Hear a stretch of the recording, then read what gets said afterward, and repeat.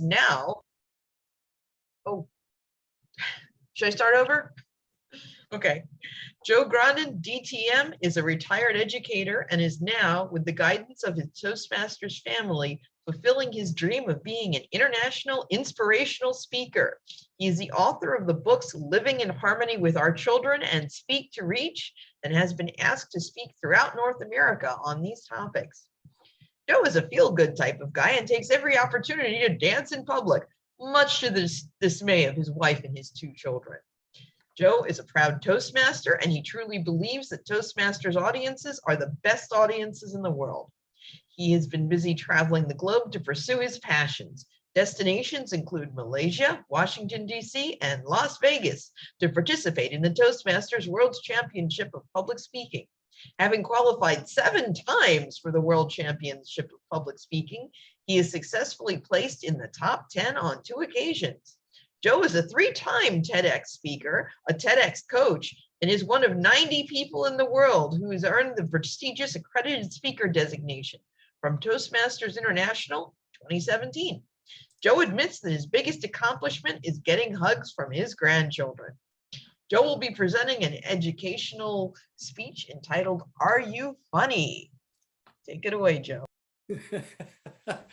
Thank you very much, Madam Toastmaster. And first of all, before I begin, Francine, I caught the end of your presentation and I'm thinking, wow, congratulations on a great speech of what I heard. Raise your hand if you think you're funny. Okay, raise your hand if you don't think you're funny. Okay, raise your hand if you laughed at least once in your lifetime. Didn't it feel great? Why is it when we're children, we laugh so much, but when we become adults, we don't laugh as much? As children, we were happy. You see, laughter is the universal language of happiness. And wouldn't we as speakers and as leaders want to spread that happiness, because humor, as you all know, unites people. If we can inject humor in our presentations, we can unite an audience. And doesn't this world need that more now than any other time in our lives? This is why I love visiting Toastmaster clubs that focus on humor. But I've been told that I am not funny. I remember when I started my Toastmaster career, my journey, I was voluntold to do my icebreaker. I prepared, I was nervous. I was just walking out the door and I looked at my teenage daughter, Jacqueline. And I said, Jacqueline, I'm giving my first speech. Can you give me some advice? And she looked at me and she says, Dad, the only advice that I can give you is don't tell a joke because you're not very funny. What does she know? I stand up, I deliver my icebreaker, and I'm approaching my joke in the icebreaker, and I know this joke is going to have them rolling in the aisles in laughter. I deliver the punchline, and this is what I see and hear.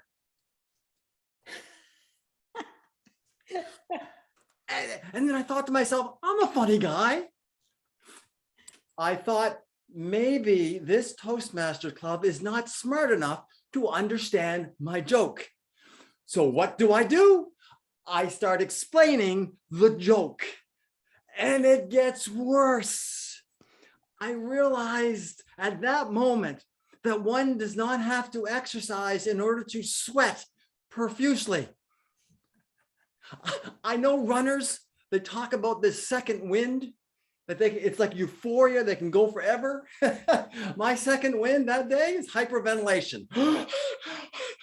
So I take a deep breath in, I finish my icebreaker, I sit down in a pool of sweat, and I let that breath out.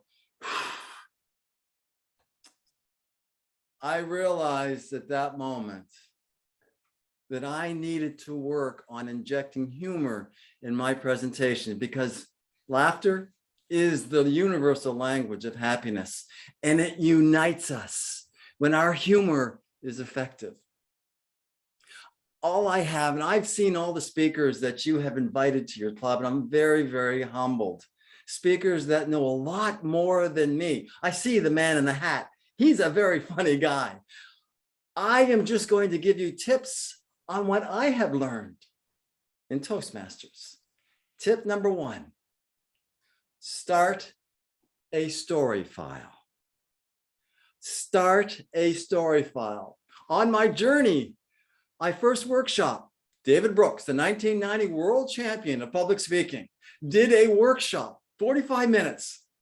And he told, he asked a fellow Toastmaster to count how many times we will laugh as the audience. By the time he finished, the count was over 100 times. Because he said that public speaking, especially when it comes to humor, is simply this: make a point, tell a story. Make another point, tell another story. The best advice that I could have been given. He said, start a story file. Start a story file. And I collect humor stories. And he also said, and he learned it from somebody else, I think it might have been Bill Cole, that we share common emotions. Happiness is one of them. Humor is the universal language of happiness, and it unites us. So I have a story file. I have a notepad on my phone. Every story that I hear that's humorous or affects my emotion, I write it down in 2 or 3 words. One of the stories in my story file, my grandson, Xavier. Now, Xavier is just potty trained. Just learned how to go to the washroom. Xavier runs up to me and he looks up and he says, Papa, because that's what he calls me. Papa, I want to pee standing up like Daddy. So I bring him to the washroom. I stand him up on a stool. I lift the toilet seat because I'm told that's a good thing to do. And I say, Xavier, just aim to the middle of the toilet. Can you do that? Yes, I can, Papa. So I leave him to do his business. When he finishes, I come back just to see how he did.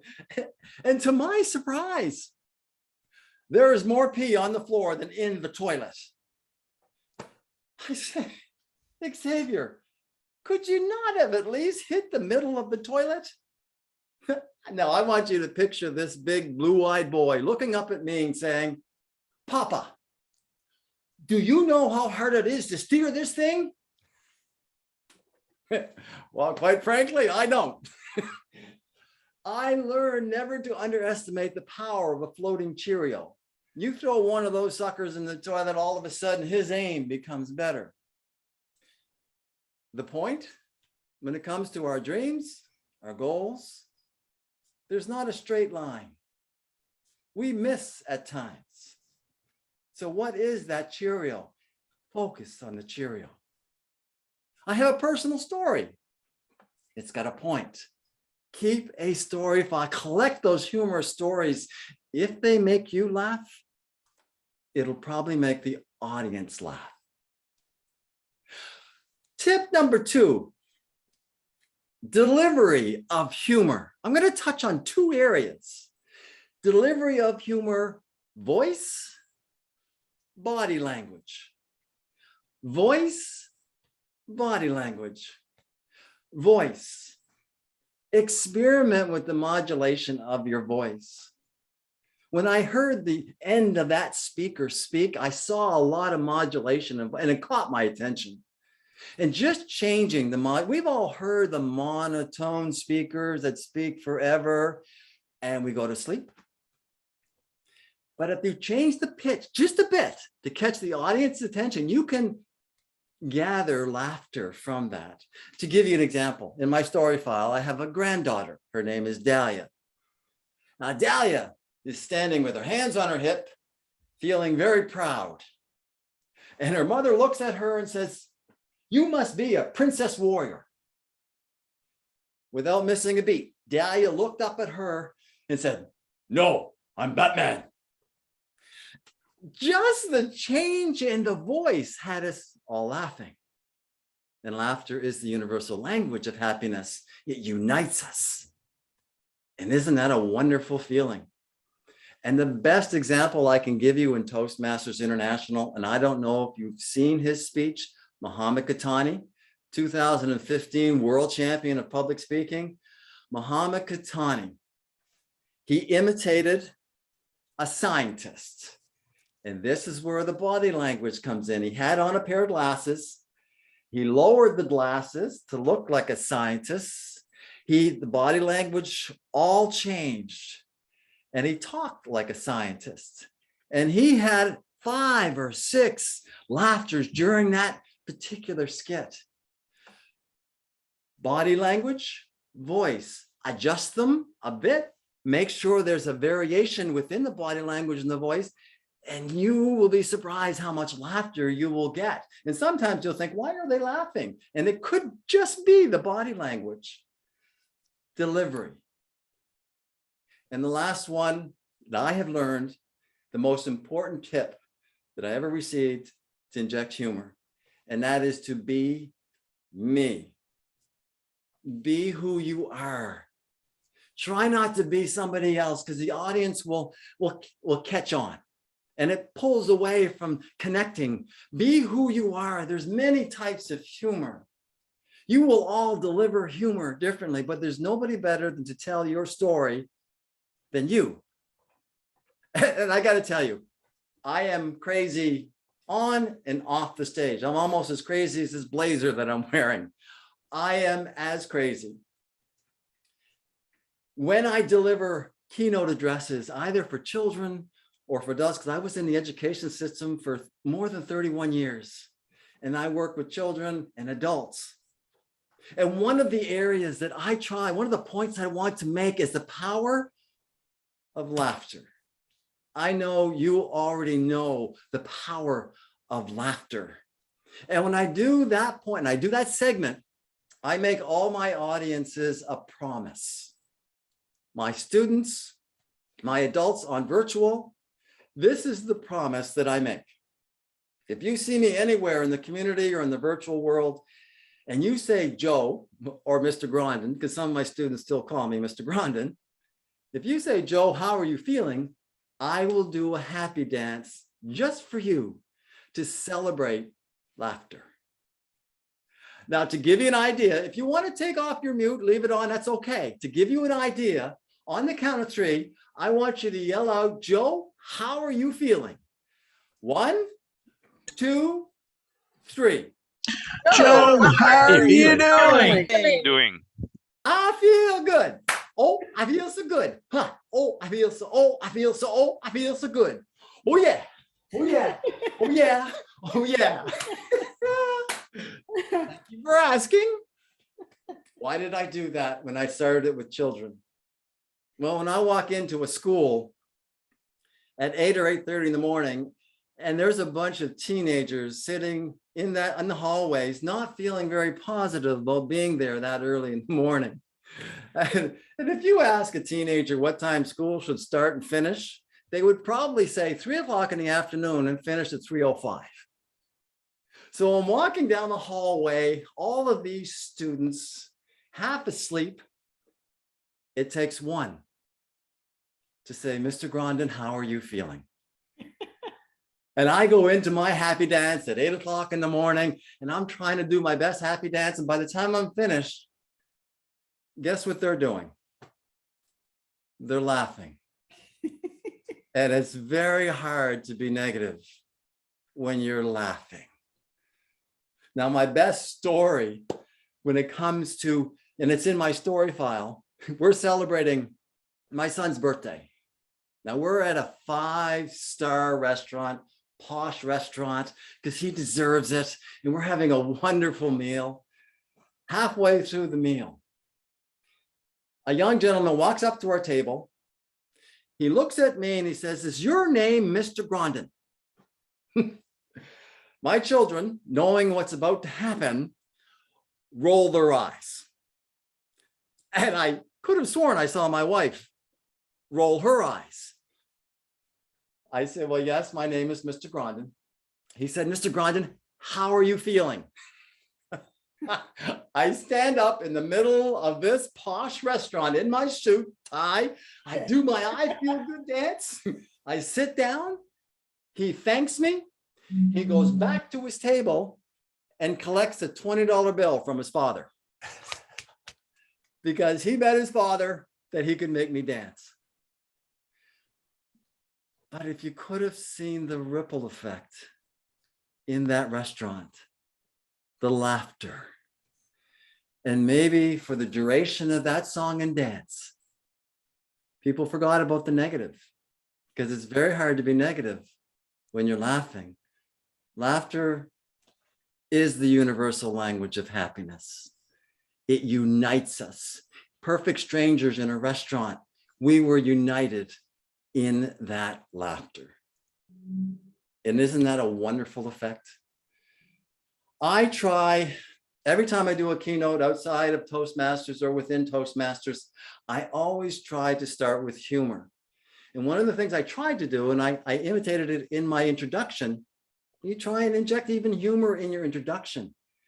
Because if you can get them laughing before you even walk on stage, laughter is good for us physically, mentally, and it relaxes us. And if the audience is relaxed, the speaker will be relaxed. And I remember one keynote address I delivered for 300 teachers. I walked up on stage looking nervous. I'm always nervous when I speak. I have to admit it. And I don't think anybody would say they're not nervous, but I was nervous. I walked on stage, I was nervous, and I looked at 300 people in this auditorium, and I said, I have to admit, I'm a little nervous delivering this keynote to my peers. I said, but I read a research project that put my mind at ease. And this research project told me that for the first 10 minutes, you're going to listen to every word I have to say. Between 10 and 15 minutes, your focus is going to waver just a bit. After 15 minutes, according to this research project, a lot of you are going to have sexual fantasies. So I know you're going to enjoy at least part of my presentation.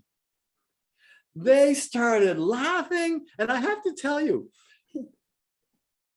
into my presentation, a lady puts up her hand. And I said, oh, I have a question. What's your question? She said, Joe, it's past 15 minutes and nothing is happening. We shared another laugh. We all have the potential to be funny.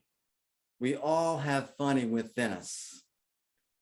And I truly, truly believe the 3 tips: keeping a story file because it connects to an emotion. There's nobody better than to deliver that story than you. Tip number 2, the delivery. Change the modulation in the voice as you're delivering your joke or your humor. And body language, the change in body language, the audience will notice the different changes. You'll catch their attention and you will gather humor. And point number 3, most important point of all, be you. Be who you are on, off the stage. Everybody will deliver humor differently. Learn from it. Create your strength in humor. Raise your hand if you now think you can be funny. Repeat after me. I am funny. I am funny. Funny. You are well on your way to injecting humor in your presentation. Thank you so much for inviting me. Back to you, Madam Toastmaster. Thank you so much, Joe. Checking with the timer, do we have time for any questions for, good. So do we have any questions for for Joe, our educational headliner? Ah, the man in the hat, Tom. Oh, is Vicky or Marjane ahead of me? Hard for me to see. Let's They take. just have their hands up. Either way, I'll pick on them. Joe, we were both at the international finals. The man who took the top from Africa, or Poland, depending on what you want to call it. His message in Ndini, Ndini, be I am me. I think you hit that right there as your third point. And that goes to another point. I'm glad you brought that up, because one of the challenges that I give to speakers, what is it you're going to do that's going to be different than any other speaker out there? And that world champion did it with that word and that meaning. And I was, so when he went through his speech, I was just floored. I was floored. I hope I am. It was just one of those things that I was glad I was in person listening to that speech. Yeah, I agree. The only one other I want to sneak in is dealing with kids. I deal with young kids. I think you're more in the older kids, the high school age. What's the big difference factor we need to be aware of when they're in our audience versus our adult audience? Younger youth to our adult audience. And that's a great question. And actually, I would break it down. If you're speaking in front of children, like in Canada, we have elementary, we have middle school, we have high school. So I break it down into, I was delivering a speech for grade 3, 4, and 5. I wasn't more nervous to do a speech than that particular time. I had to get real creative in the imagination department. I was an alien from another planet coming down, and they were doing a lot in their school on the Covey, the 7 strengths of being a kid. And listening skills was the whole part of that presentation. And I was looking for their superpowers on listening skills. And I had different, can you hear me? Can you see me? Those are things that I would, now, the only problem with that, Tom, is there was a child that had questions afterwards. And he said, do aliens have 5 fingers or 3? How many do they have up? So the imagination, the imagination is limitless with those younger kids. Once I get to middle school, these are children that I realize are struggling of finding out who they are. They are really, especially in that grade 8 area, they're really struggling.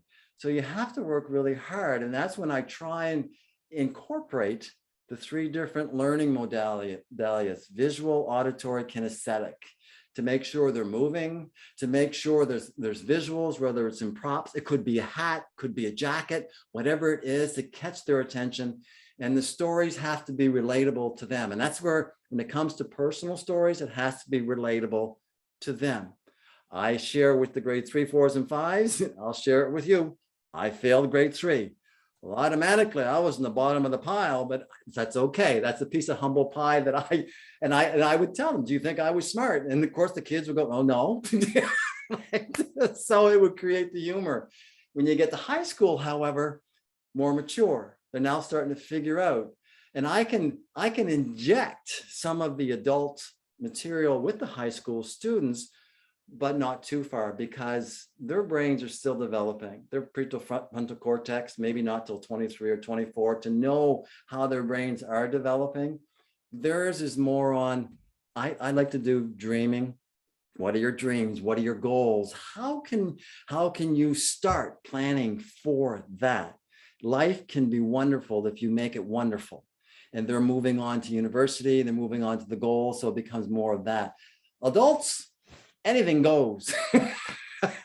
Except when I do have to be careful, because when in doubt, leave it out. I do follow that motto quite, religiously, in the fact that if I think it might offend, I take it right out.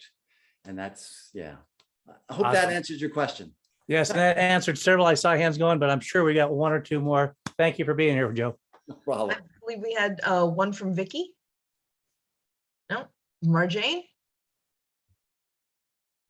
Did you have? No, not a question actually, but just thank you, Joe. And I apologize. I didn't make sure he had the link, so that's why he got there a little bit late. It wasn't him, it was on me, but I'm so glad that you were able to join us. Thank you. And I'm so glad to be. Thank you for inviting me. I just think you guys know so much about humor. After seeing all the speakers that you've had invited, and I'm very humbled to be here. I'm still learning. I have to tell you, I'm still learning on the humor route. I love making people laugh, and hopefully I made you laugh today. Thank you, Joe. Now, we're running a little behind schedule. I think I